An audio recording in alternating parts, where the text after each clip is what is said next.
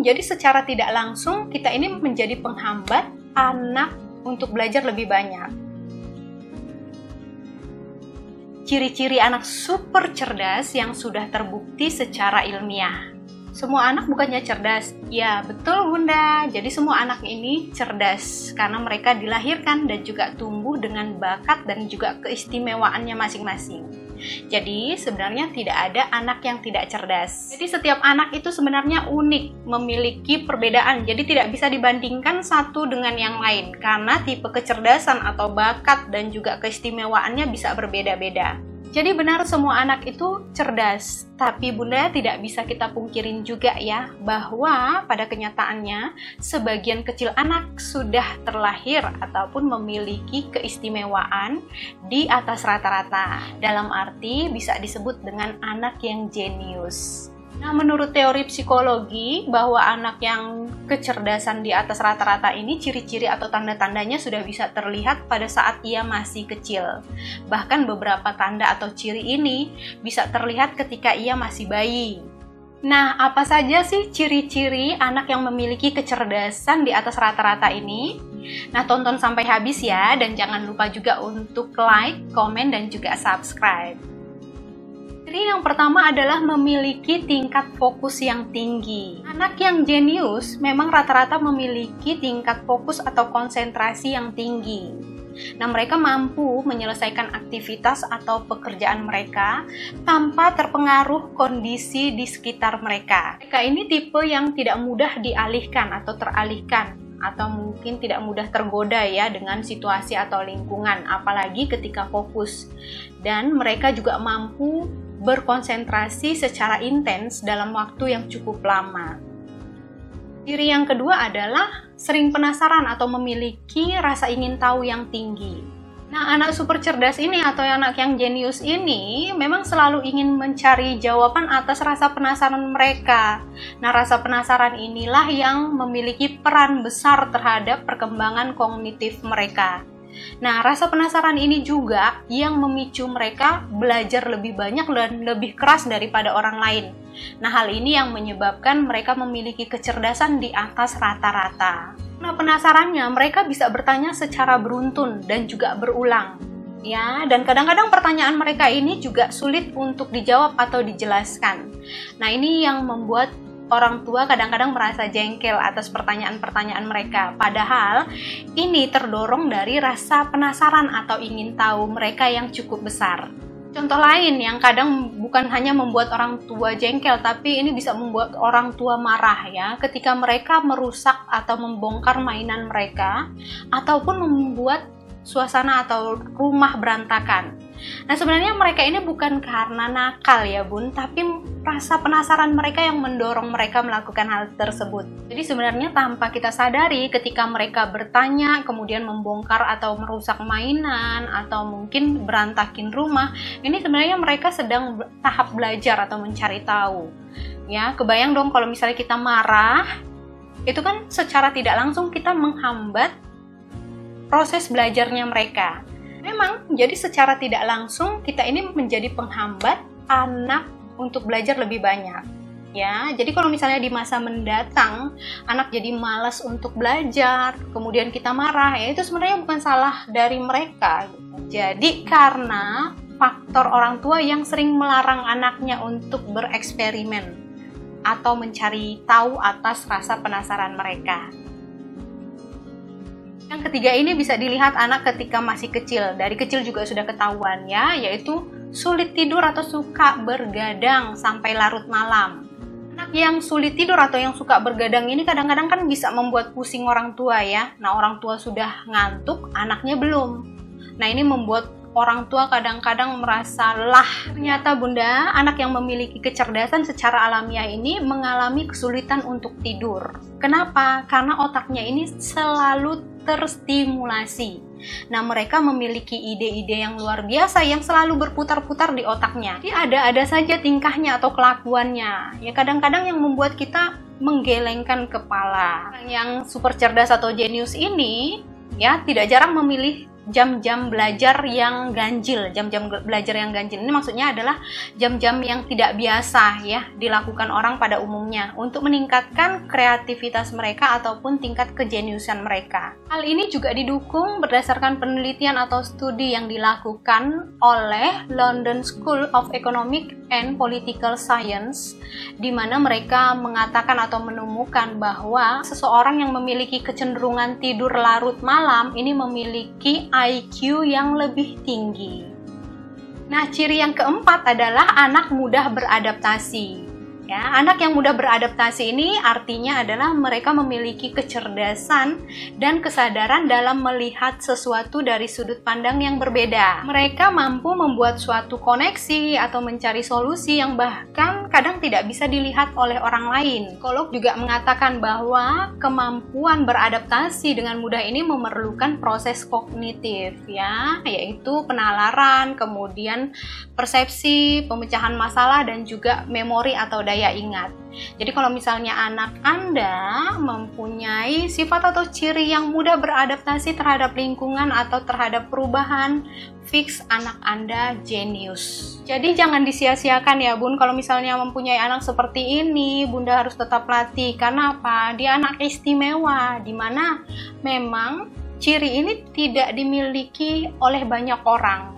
Ya, mungkin Bunda pernah mendengar istilah bahwa yang menang bukanlah yang terkuat, tapi yang menang adalah orang yang mampu beradaptasi terhadap perubahan.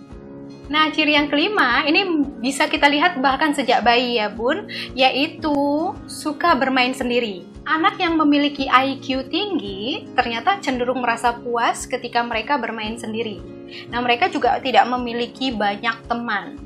Ya, hanya 1 atau 2 saja. Ya, mereka lebih senang berteman dengan 1 atau 2 orang daripada sekelompok orang. Nah, hal ini juga sudah dibuktikan secara ilmiah, di mana penelitian dilakukan oleh Singapore Management University dan London School of Economics. Nah, mereka ini melakukan penelitian terhadap 15.000 orang yang mengikuti survei dan juga tes IQ. Nah, hasilnya adalah orang yang sangat cerdas akan semakin tidak bahagia jika mereka bersosialisasi. Dalam hal ini sebenarnya mereka bukan termasuk tipe orang yang suka menutup diri ya, ataupun tidak mau berbagi atau tidak memerlukan orang lain. Jadi sebenarnya bukan itu ya, mereka hanya merasa nyaman atau merasa senang ketika mereka menghabiskan waktu untuk sendiri. Ciri-ciri yang keenam adalah anak mempunyai daya imajinasi yang tinggi dan bakat seni. Anak yang memiliki kecerdasan tinggi ini biasanya daya imajinasinya agak berbeda dibanding dengan anak lain. Nah, daya imajinasi ini bisa tertuang dalam kreasi atau kreativitas, seperti menggambar, melukis, kombinasi warna, susunan balok, bisa bentuk lagu ataupun musik. Jadi ketika anak masih kecil, dan Bunda sudah mendapatkan ataupun menemukan minat dan juga bakat mereka yang menonjol. Nah, Bunda harus kembangkan. Ciri anak jenius yang ketujuh adalah sangat aktif, seolah-olah tidak pernah kehabisan energi. Kebanyakan anak yang super cerdas ini tidak bisa berdiam diri. Jadi mereka memilih aktivitas atau kegiatan yang baru, apalagi ini menantang. Jadi mereka ini sebenarnya nanti kalau sudah besar ini tidak termasuk golongan kaum rebahan ya Bun ya, karena mereka memang cenderung lebih suka melakukan aktivitas daripada berdiam diri ya. Nah, namun jangan salah paham ya Bun, untuk yang sangat aktif maksudnya di sini adalah bukan hiperaktif ya, karena anak aktif dan juga hiperaktif itu berbeda. Kalau hiperaktif itu biasanya anaknya cenderung tidak sabar, agresif, dan sulit untuk fokus. Nah, sementara anak yang aktif ini biasanya lebih sabar, kemudian bisa fokus lebih lama. Tidak hanya aktif dalam fisik ya, anak yang super cerdas ini juga aktif dalam berbicara ya, berargumen, kemudian bertanya, dan juga menceritakan apa yang dia lakukan atau dia alami. Jangan heran, kadang-kadang pendapat mereka atau argumen mereka lebih masuk akal ketimbang pendapat kita sebagai orang tua.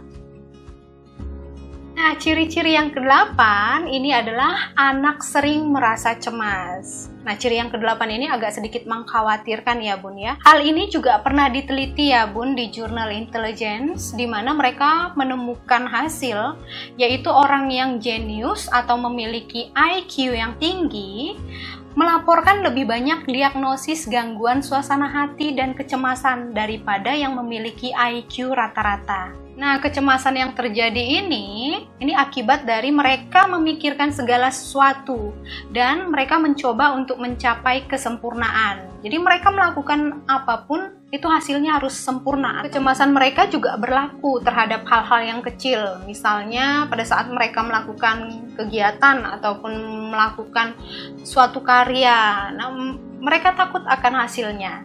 Ya, karena tadi mereka ingin segala sesuatu itu yang terbaik atau hasilnya sempurna. Nah, pada saat situasi-situasi seperti ini, pendampingan orang tua ini paling penting. Nah, orang tua bisa memberikan pengertian bahwa yang terpenting bukanlah hasil, tapi yang paling penting adalah usaha yang kita berikan untuk mencapai hasil yang kita inginkan. Ya, hasil yang sempurna jangan membuat kita sombong atau berpuas hati atau berpuas diri. Namun, hasil yang kurang memuaskan atau kurang baik, ini juga bisa membuka peluang untuk kita belajar menjadi lebih baik lagi. Yang terpenting itu sebenarnya bukan hasilnya ya Bun, tapi usaha yang kita berikan untuk mencapainya. Itu tadi 8 ciri-ciri atau tanda-tanda anak yang memiliki kecerdasan tinggi atau anak yang jenius. Dan bukan berarti anak yang tidak memiliki kriteria atau ciri-ciri ini bukan berarti anak ini tidak cerdas. Bunda, ternyata kecerdasan ini bukanlah hal yang terpenting dalam mendukung anak untuk sukses di masa depan.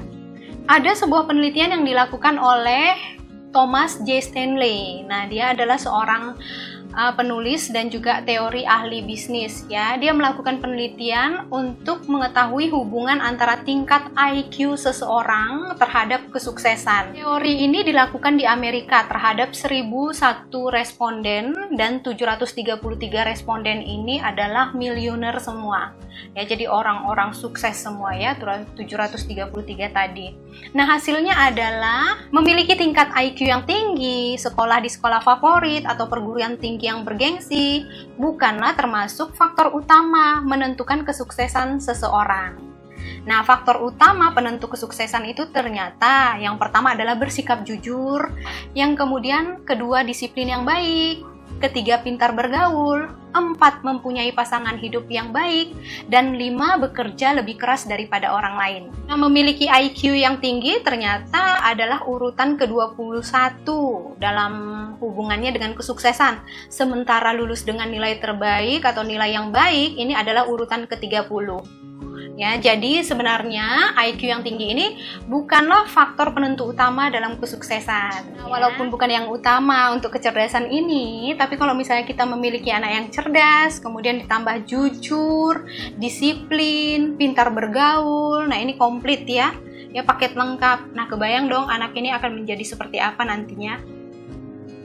Ya, jangan lupa untuk like dan komen dan semoga informasi ini bermanfaat. Terima kasih.